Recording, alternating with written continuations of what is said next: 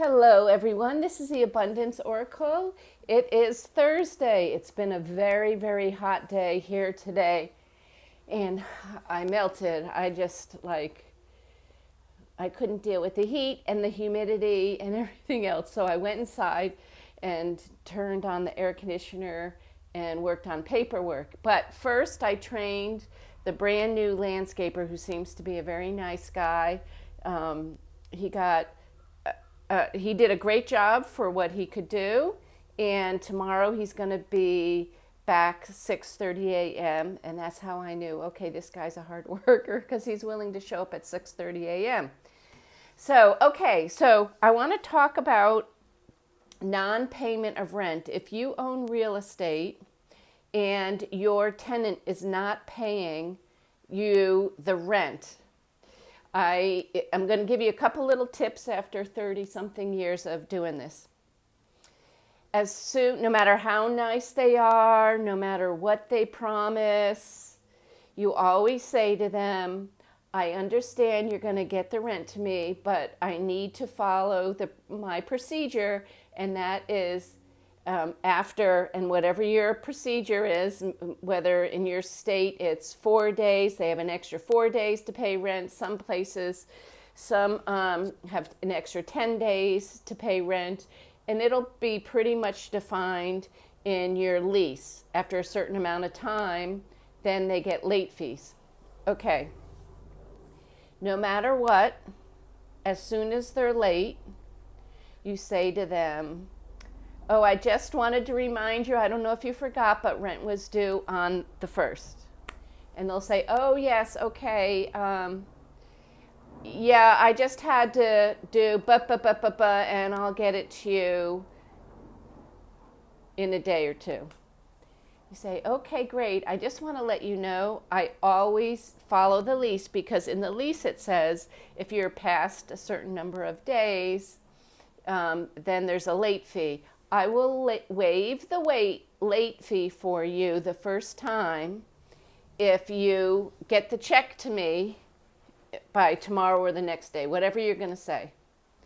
But if it doesn't come in the time that you say it's going to come, I need to protect myself, and I will be having the lawyer issue a notice of non-payment.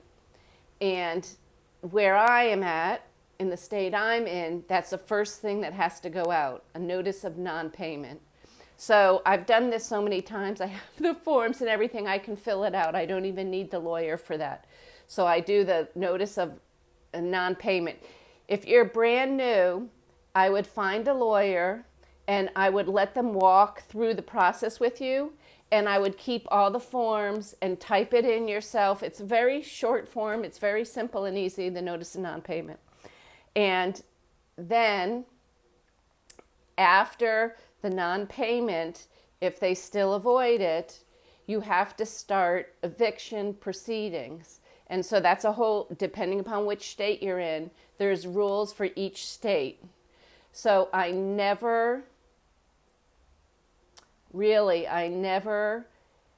learned, I don't know how I want to say this, but don't try to be a nice guy. You just want to go by the letter of the lease. And it's not about you being nice, about you being mean, about the other people being nice or the other people being mean. It's all about change of money from hand to hand. So, I always explain it as this is what we agreed to in the lease, so I'm just going to keep following the lease because that was my promise to you, that we would go by the lease, and the law will reinforce the lease. So after all these years, not that I can remember, maybe 30 years ago or something, but I've never lost a case in court, because I've always been so careful to save any documentation. I've always given notice. I didn't just say, oh, where's the rent? I've always given notice in writing and always backed up myself with documentation. And also, sometimes you have to deliver things through a sheriff.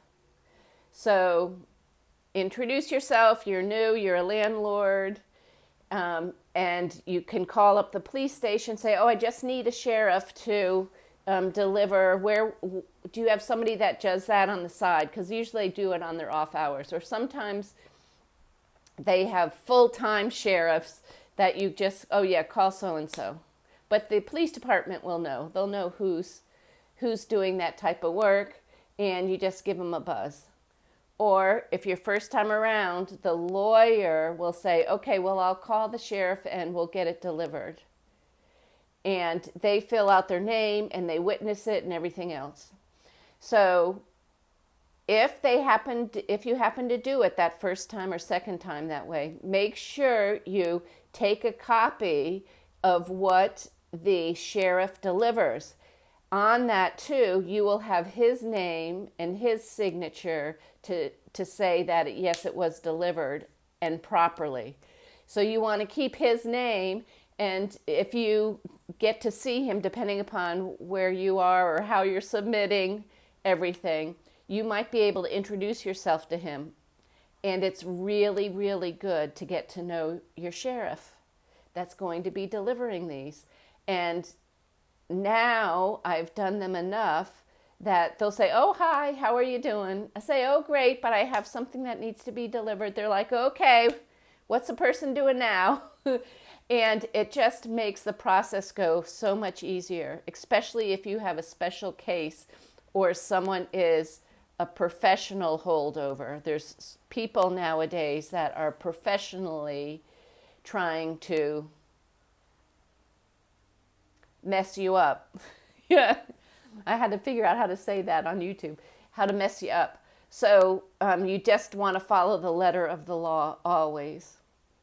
I'll tell you one little story that I had a tenant once that rented a room from me, and she called the healthcare department and said, well, it was too cold in her room and she knows it has to be at a certain degrees. So she had the healthcare department come over, and he does measuring of what's the temperature.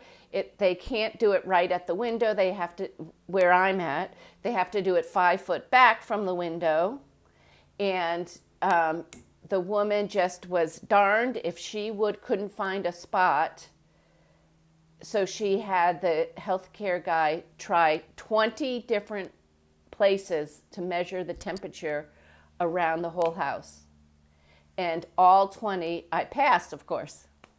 And so when we went to court, I told my lawyer, you need to get the health department, and they come for free, and to testify. And the judge asked the healthcare gentleman, what was it she was complaining about? And, he said, okay, well, the temperature. And the judge knows to ask, did you do any readings? Yes. And the healthcare gentleman said, she made me do it 20 times, Your Honor. And he could tell by the way the healthcare guy said it, okay, there's something up. So he said, well, is that normal, 20 times? He said, no, it's the first time in my 40 years of doing this job that anyone has asked me to do it more than 3 or 4 times. So the judge now sees who's trying to scam, who's on the side of being the good guy and who's on the bad guy. So it all these little things work in your favor. So be kind. They will testify for you. It helps you out a lot if you're a very honest landlord. I'm honest, and I'm always trying to keep people happy. But in the same respect, it is a rule. I always do the late notice for rent. And don't go back on that. Do not. And then file for the eviction. Now, a lot of people, if they're good, honest people, and you probably wouldn't have had them unless you get this one woman. I've never had in all my years, just that one woman. And usually people, when they know that they're going to get an eviction taped onto their name and their social security number, and it'll come up when any future landlords look to verify, okay, this is what's their background check or credit check and things like that. And usually that's enough to have them, okay, pay and get out. Or try and at least say, okay, I can pay you half now and half next week, but I need to move out. And let them go. Just let them go. Now, I have one case I'm working on in Palm Beach, and the guy's trying to weasel out of his deal. He's trying to get a new place, and I guess maybe he found one, and he doesn't want to honor his lease. So he didn't come to me and say, listen, I'd like to break the lease, or I'd like to work something out with you.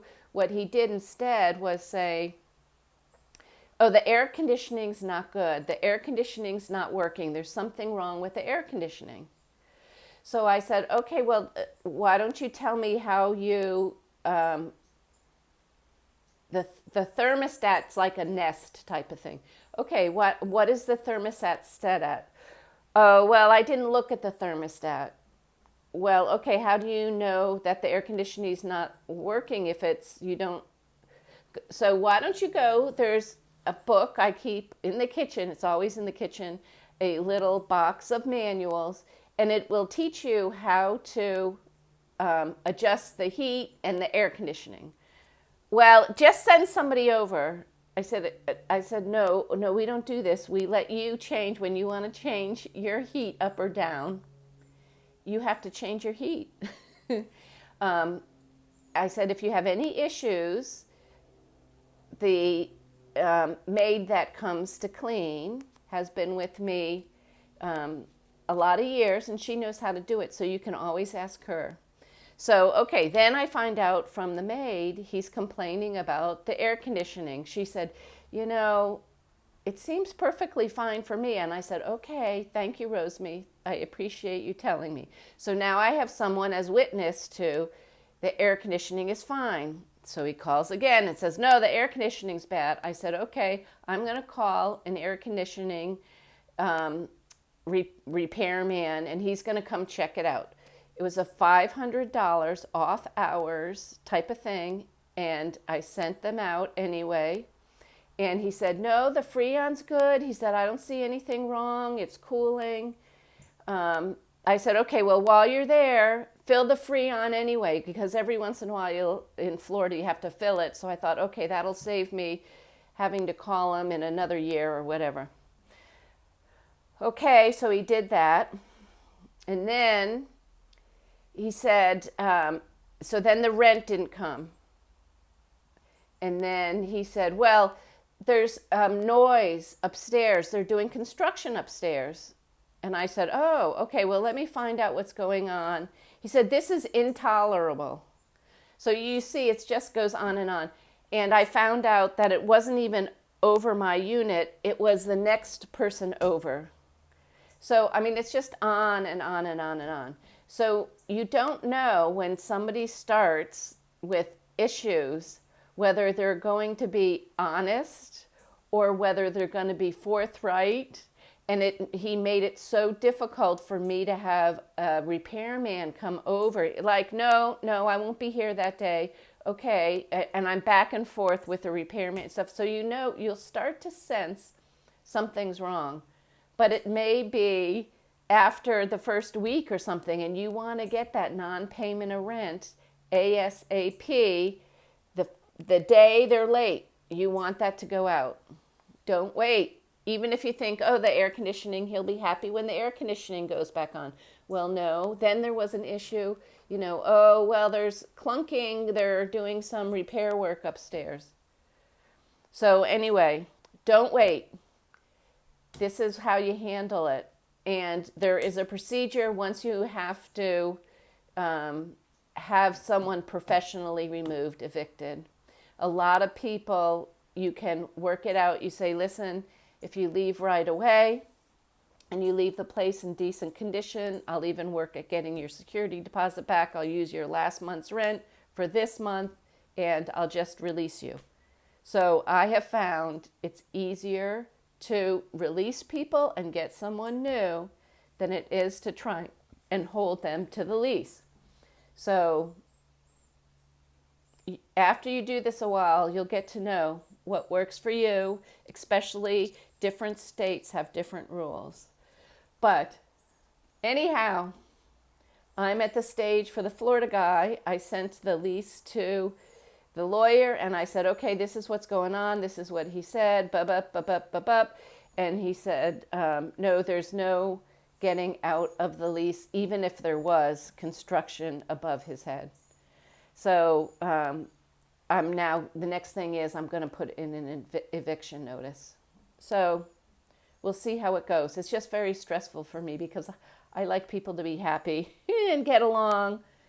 So life is easier if you just do what's good and right to the best of your ability all the time. I love you. Please let me know if you have any questions or you have something to add. If you're in a different state and it's different than that procedure, maybe you can write a little something down below because it'll help people know the difference in different states. But most of the states I'm in, the commercial property is a totally different issue. These are residential units. So they're pretty much, Florida and Massachusetts are pretty much the same, and that's where most of my evictions are. Okay, I love you all.